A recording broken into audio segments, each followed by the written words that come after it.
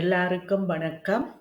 இப்ப நாங்க பார்க்க போறது, உடம்பு முதலியவை வினைக்கு ஏற்ப அமைதல். உடம்பு முதலியவை வினைக்கேற்ப அமைதல்.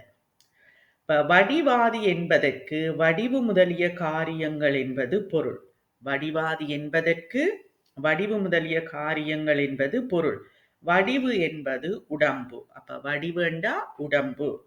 தனு, கரண, புவன, போகம் என்னும் நான்கையுமே வடிவாதி என்று குறிப்பிட்டார். அப்ப வடிவாதி என்று என்னென்னத்தை சொல்றார்? தனு, கரண, புவன, போகம். வடிவு என்றா உடம்பு. உடம்பு முதலியவை எல்லாருக்கும் ஒரே வகையாக அமையவில்லை என்பது கண்கூடு. அப்ப உடம்பு முதலியன எல்லாமே எல்லாருக்கும் ஒரே மாதிரி அமையவில்லை என்பது கண்கூடு. பார்க்கவே தெரியுது. உள்ளங்கையில் நெல்லிக்கனி போல என்று சொல்லுவினோம். அப்ப பார்க்கவே தெரியுது. சிலருக்கு வலிமையான உடம்பு, சிலருக்கு வலிமையான உடம்பு, சிலருக்கு நொய்மையான உடம்பு. அப்ப சில பேருக்கு வலிமையா இருக்கும், சில பேருக்கு நொய்மையா இருக்குமெண்டா வீக்கா இருக்குன்னு மற்றாக்கள் ஹெல்த்தியா இருப்பினான். வலிமையான உடம்பாயிருந்தும் ஆயுள் குறைவான உடம்பாக சிலருக்கு அமைந்து விடுகிறது.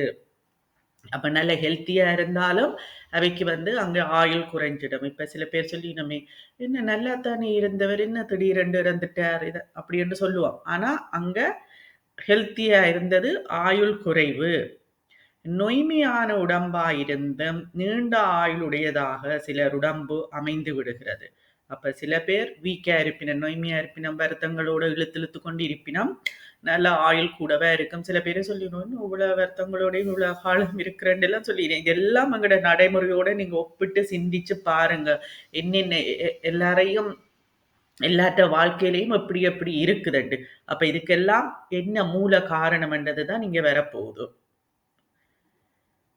அப்ப நொய்மையான உடம்பாயிருந்தும் நீண்ட ஆயுளுடையதாக சிலர் உடம்பு அமைந்து விடுகிறது. இவ்வாறு அவரவர் உடம்பில் அமைந்திருக்கும் கருவிகளும் வெவ்வேறு இயல்பினவாகவே உள்ளன.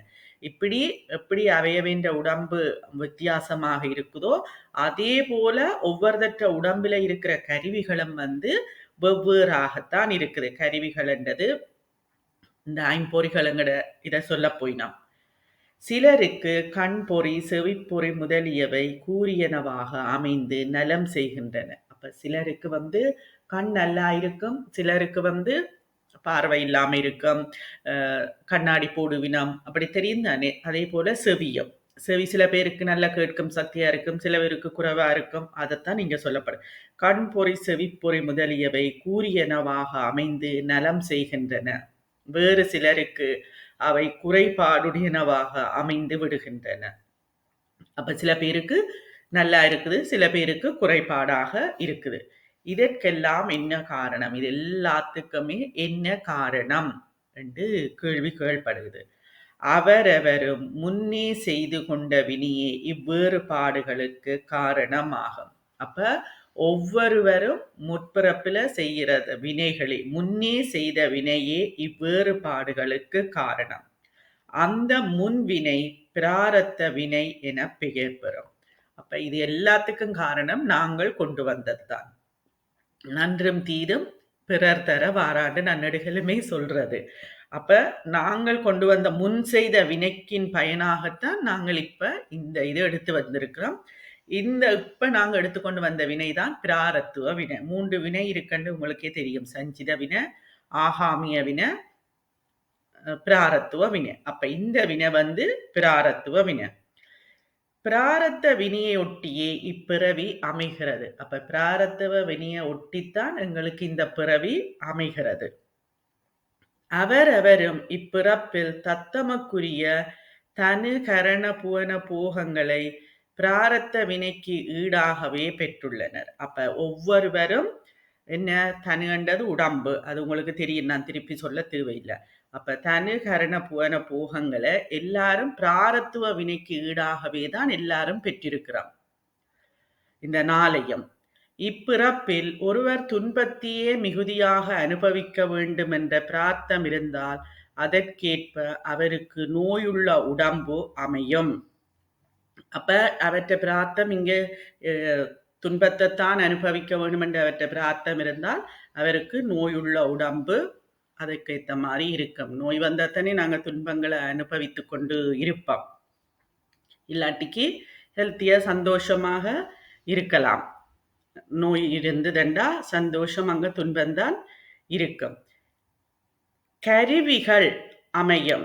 அப்ப உடம்பும் அமையும், நோயுள்ள உடம்பும் அமையும், கருவிகளும் அமையும், தீய சுற்றுச்சூழல் புவனமும் அமையும், நுகர்பொருள் நிரம்பாத நிலையும் அவை அமையும். அப்ப இந்த ஒரு ஆளுக்கு இந்த பிராரத்துவ வினையில துன்பத்தைத்தான் அவர் அனுபவிக்க வேண்டுமென்றா அவருக்கு நோயுள்ள உடம்பிருக்கும், கருவிகள் குறைபாடுடையதாக இருக்கு, நல்லா வேலை செய்யாமல் இருக்கும். மற்றது நுகர்பொருள் தீய புவனம். அடுத்தது முதலாவது உடம்பு நோயுள்ளதாயிருக்கும், இரண்டாவது கருவிகள் கரணம் அது நன்றாக செயற்படாத கருவிகளாக இருக்கும். அடுத்தது புவனம் தீய சுற்றுச்சூழலாக இருக்கும். அப்ப சில பேருக்கு கன்றி இதுகளும் இருக்குத்தானே, இப்ப கஷ்டமான கன்றியில பிறப்பினம், அங்க வருமானங்கள் வசதியாக இருக்க முடியாது, அப்படியான இதுகளும் இருக்குது புவனம் என்றது. அதோட தீய சுற்றுச்சூழலும் அமையும். நாலாவது போகப்பொருள் நுகர்பொருள் கிடைக்காமல் இருக்கு, நிரம்பாத நிலை அமையும். இப்போ ஒன்று அனுபவிக்க வேணுமெண்டா, ஃபார் எக்ஸாம்பிளுக்கு சொல்றேன், எனக்கு ஒரு ஃபோன் வேணுமென்றால் எனக்கு அதை வாங்கி அனுபவிக்க முடியாமல் இருக்கும். இப்போ ஒரு லேட்டஸ்ட் ஃபோனு, அதுதான் எங்களோட நுகர்ச்சி பொருள். எங்களால் எதையுமே அனுபவிக்க முடியாது. இல்லாட்டிக்கு ஒரு லட்டு சாப்பிட வேணும் என்று சொன்னால், டயபெட்டிக் இருந்தால் அந்த லட்டை வடிவாக என்ஜாய் பண்ணி சாப்பிட முடியாது, பயந்து பயந்து சாப்பிட வேணும். இது எல்லாமே நான் உதாரணத்துக்காக சொல்றேன். அப்ப இந்த பிறவியில நாங்கள் ஒரு துன்பத்தை அனுபவிக்க வேணுமென்றால் இந்த நாளும் எங்களுக்கு இருக்கும். இப்ப சில வெளிநாடுகள்ல கொஞ்சம் கவர்மெண்ட் பார்க்கறது, இப்ப ஸ்ரீலங்கா இந்தியாவில எல்லாம் கஷ்டப்பட்ட குடும்பங்கள், சுற்றுச்சூழல் புவனம், அப்ப அங்க எந்த ஒரு வருமானங்களும் இல்லாம கவர்மெண்ட் பார்க்காம, இங்க வெளிநாடுகள்ல கொஞ்சம் அரசாங்கத்தின் உதவிகள் எல்லாம் கிடைக்குது. அப்ப அங்க புவனமும் தீய சுற்றுச்சூழலாக அமையும் என்று சொல்லப்படுகிறது. அப்ப இது எல்லாமே எங்கண்ட வினைக்கேற்ப. இது போலவே ஒருவர் வாழ்வில் இதெல்லாமே துன்பத்தை அனுபவிக்க வேணுமெண்டா, இப்பிறப்பில ஒருவர் துன்பமே அனுபவிக்க வேணுமெண்டா இது எல்லாமே இருக்கும். அதான் சொல்லிவினாம், உண்ட பிரார்த்தத்துக்கு நீ அனுபவிக்க, நான் கொண்டு வந்த பிரார்த்தம் என்றெல்லாம் சொல்லிவினமே, என்ன பிரார்த்தம் இருக்கோ அதுதான் எனக்கு கிடைக்கும் என்றெல்லாம் சொல்றதை நாங்க கேள்விப்பட்டிருக்கிறோம். அதுபோல இது போலவே ஒருவர் வாழ்வில் உயர்நிலையை அடைய வேண்டும் என்ற பிரார்த்தம் இருந்தால் அதற்கேற்ப அவருக்கு முயற்சியுள்ள உடம்பு அமையும். அப்ப இது துன்பத்துக்கு இன்பத்துக்கு என்ன சொல்லினாம், இது போல ஒருவர் வாழ்வில உயர்நிலையை அவர் அடைய வேண்டும் என்றிருந்தால் அதற்கேற்ப அவருக்கு முயற்சி உள்ள உடம்பு அமையும், ஊக்கமுடன் செயற்படும் கருவிகள் அமையும், வாய்ப்பான சூழலும் சார்பும் அமையும். அப்ப அவருக்கு இன்பத்தை அனுபவிக்க வேணுமென்ற பிரார்த்தம் இருந்தால் அவற்றை உடம்பு முயற்சி உள்ள உடம்பாக, சில பேர் சுறுசுறுப்பாகவே இருப்பினும் இந்த நேரமும் சும்மா இருக்க மாட்டேனும், ஆக்டிவாக ஏதாவது செய்து கொண்டு முயற்சி செய்து கொண்டு இருப்பினாம், முயற்சி உள்ள உடம்பாக அமையும், ஊக்கமுடன் செயற்படும் கருவிகளும் அமையும். ஊக்கமுடன் செயற்படும் கருவிகளும் அமையும், எல்லா கருவிகளுமே அமையும் அவர்களுக்கு.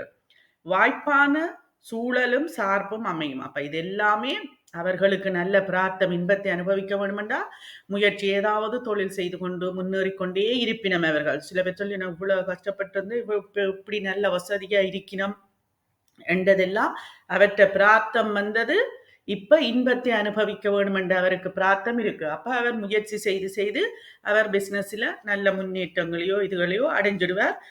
சூழல் வாய்ப்பும் அவருக்கு நல்ல வசதியாக எல்லாம் கடவுள் கொடுத்து கொண்டே எல்லாம் அமைஞ்சு கொண்டிருக்கும். ஏனென்றால் அவர்கிட்ட இன்பத்தை அனுபவிக்க வேண்டிய பிரார்த்தம் அவருக்கு அங்க இருக்கிறது. அப்ப இதை நாங்கள் அறியாமல் போட்டி பொறாண்மைப்பட்டு கொண்டு நாங்கள் இருக்கிறோம் என்றதை யோசிக்க வேணும். எதற்காலே என்று நாங்கள் எங்களுக்குள்ள கேள்வி கேட்டு கேட்டு சிந்திக்க வேணும். அதுக்குத்தான் மௌனம் இருந்து பார்க்க வேணும் என்றெல்லாம் சொல்லப்படுகிறது. இந்த தியானத்துக்கு வந்த பிறகுதான் எல்லாமே அறிந்து கொள்ளக்கூடியதாக இருக்குது. இப்படி உடல், கருவி, இடம், நுகர்பொருளாகிய நான்கும் அவரவர் கர்மத்திற்கேற்பவே அமைவதனால் வடிவாதி கர்மத்து என்று குறிப்பிட்டார் ஆசிரியர். அப்ப இந்த நாலுமே உடல், கருவி, இடம், நுகர்ச்சி பொருள், தனு, கரண, புவன, புவம் இந்த 4ம் அவரவர் கன்மத்துக்கேற்பவே வந்து அமைந்ததனாலதான் வடிவாதி கன்மத்து வந்தென்று குறிப்பிட்டார் ஆசிரியர். ஏனென்றா இந்த குறளின் கருத்து அதுதான். குறள் இந்த 30வது குறள் தானே நாங்க பார்க்கிறோம். அந்த குறள் என்ன? விடிவாம் அளவும் விளக்கணைய மாயை வடிவாதி கன்மத்து வந்து.